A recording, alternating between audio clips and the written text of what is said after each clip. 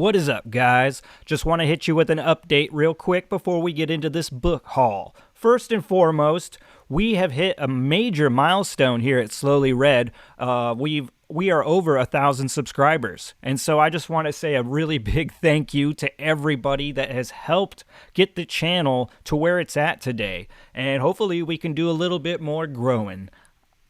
Anyway, so before we get into this book haul, I just want to let everybody know that I will be going back to Fairbanks to tattoo, but do not worry. I have plenty of videos that I have recorded ahead of time that I will release on time. I know that my schedule, everything's been kind of chaotic lately. I've just been trying to readjust to real life, okay? Cut me some slack. Anyway, just a big old thank you and loves to everyone out there. Thanks for supporting the channel. And, yeah, I'll see you when I get back. Until then, here's the mailman.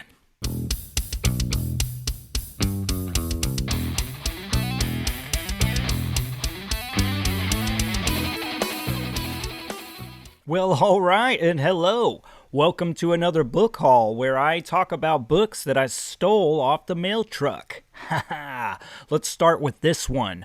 Boom. Michael Moorcock. Elric Saga. So this one is the Sailor on the Seas of Fate. This is actually the third one in chronological order that we will be getting into on this channel. I still got to catch up and read book 2, but boom, Michael Moorcock, Elric Saga. Next up, we have a recommendation. Ooh, cha-ching! The Nightland. So guys, this book was actually written back in 1912, I think, or maybe it was written even before that. That was, I think, when it actually was maybe published, 1912.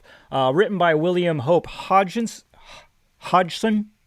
Yeah, you can see how much I know about this book. One way or the other, I was told that it was actually quite dark and dastardly, and that the prose, the writing style, is just a very powerful one. So we will see when I get to cranking into this one. Do not know, but either way, man, I can appreciate something with a powerful prose, or anything that's dark and dastardly.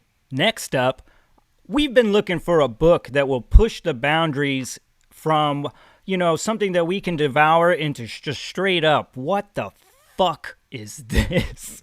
Something that just takes it too far. So we are hoping that this next one does just that. Cha-ching! Blood Meridian by Cormac McCarthy. So guys, I don't know a lot about this one, except for I know it's like a Western, and I know that it is dark as fuck. The author himself is known for doing these dark and dastardly tales. Another thing that just kind of pushed it over the ledge for me and, into my cart and now into my hands was the fact that, R. Scott Baker spoke so highly of this. So yes, we will be getting into this very soon. I think after I finish Congregation of Jackals, I will be getting into this one, and I am excited and I'm a little scared. I think I just peed myself. Next up, we have a very highly anticipated read for this channel, and that is Akadoosh, Brother Red by Adrian Selby. So for any of you that have been following the channel, you will know that I am a fan of Mr. Selby's work. I think that he is one of those authors that brings such a realistic tone to this fantasy worlds. It's just so cool and nitty gritty, and he does it kind of like no other. So this is definitely something that is high on my TBR. It takes place in his world. For those that don't know as well, this guy writes standalone novels that all take place in one world. So you can kind of jump in anywhere. You don't have to read one to understand the other, but it is kind of nice because they all have similar, traits and just aspects of this world. The fight brews are amazing.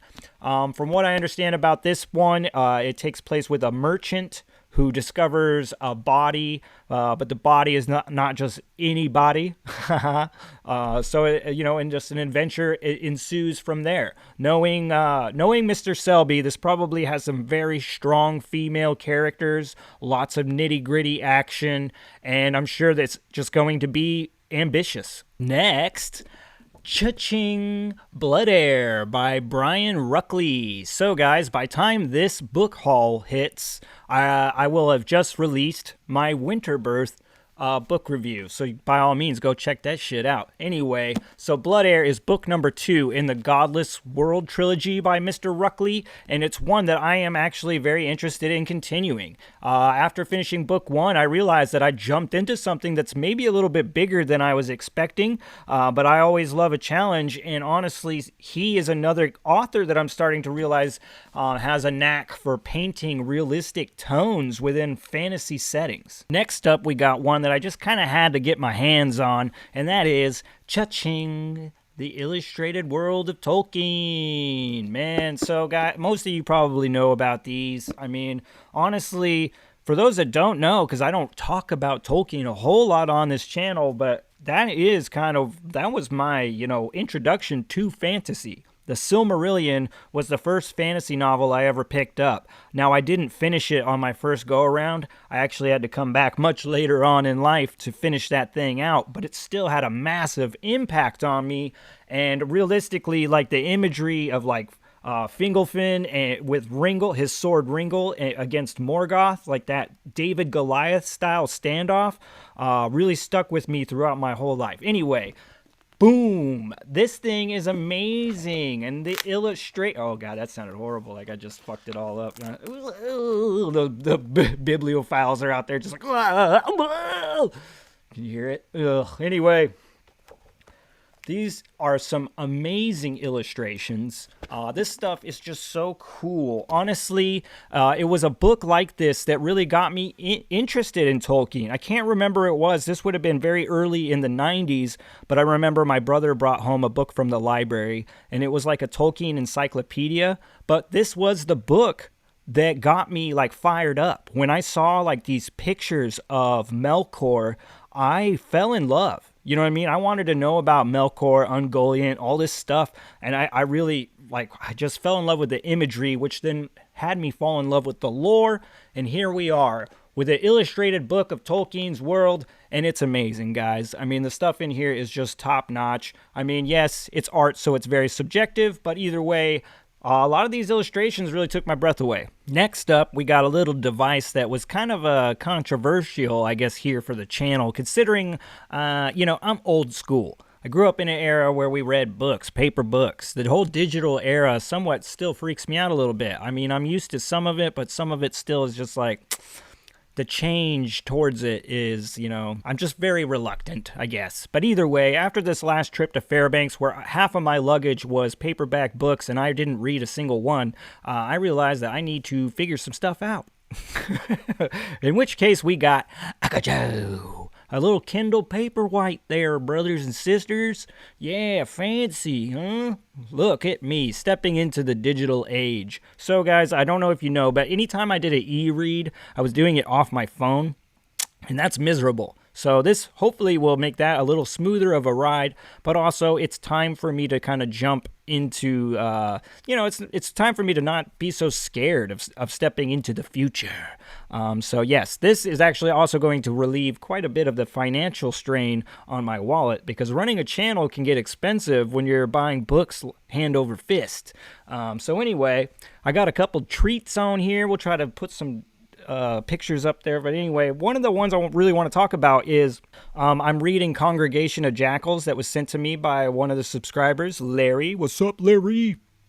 Anyway, while reading it, I realized, man, I used to love reading Westerns. So one of the ones I want to put on here is, it was kind of very pulpy Western, very violent. It was known as the Edge series. And I believe it ran 47 volumes and it ended somewhere in the 80s, I think. But anyway, we're going to attempt to cover all 47 of these dark and dastardly bloody Western stories. I don't know when, because it's not a race. But right now I got the first 2. I'll put the pictures up there. And guys, I've read I haven't read from chronological order. I found some of these that were, somewhere in the middle or whatever, and they are pretty fucked up. So I definitely think that these are great little quick reads for slow and struggling readers, but also they got that dark and dastardly feel that this channel loves to represent. As well as I also picked up The Tower of the Living and Dying. Now, that is book number 2 in the Empires of Dust trilogy or series by Anna Smith Spark. And guys, I just finished A Court of Broken Knives, and that shit is grimy as fuck. It is awesome. There are, it's one of those books that some people are probably not going to be able to handle because of the darkness, and there are people like me that love every bit of it. Also, I picked up Thieves' War and the Obsidian Palm. These are by Clayton Snyder. Now, guys, I picked up, A River of Thieves, and I am actually making my way through that one as well, and it is funny as shit, and I can't wait to check out some more stuff by Clayton Snyder, because I do also know that he's working on a project alongside, like a collaboration novel with Michael Fletcher, who, let's face it, guys, we all know, I love him. So, really excited to be, walking into the future, arm in arm with all the rest of you robot motherfuckers. Yeah. All right, guys. Well, that is it for this month. I was waiting to do this video because I was hoping that my copy of Berserk, the first volume, was going to come in. It's not here yet, but it will be coming. One of the things is I'm waiting as well is for YouTube to give me my community tab, which for some reason they're being real stingy with it. But either way, I'm supposed to be getting a community tab where I could ask you guys questions and do polls and whatnot. But since I don't want to wait for this fucking community tab, I'll just ask you right now. I do want to cover manga. I have done the Claymore, like spoiler-free of the series. I want to break down and I want to review book by book, each volume. I want to cover Claymore and I want to cover Berserk and maybe some other ones. But my question to you guys, the subscribers, the people watching this shit, do you want me to do a spoiler-filled review or spoiler-free? I'm asking the question because personally, I'm leaning towards spoiler-filled, but like I said, guys, you're the ones watching it, so I want to make it more for you more than for me, all right? All right.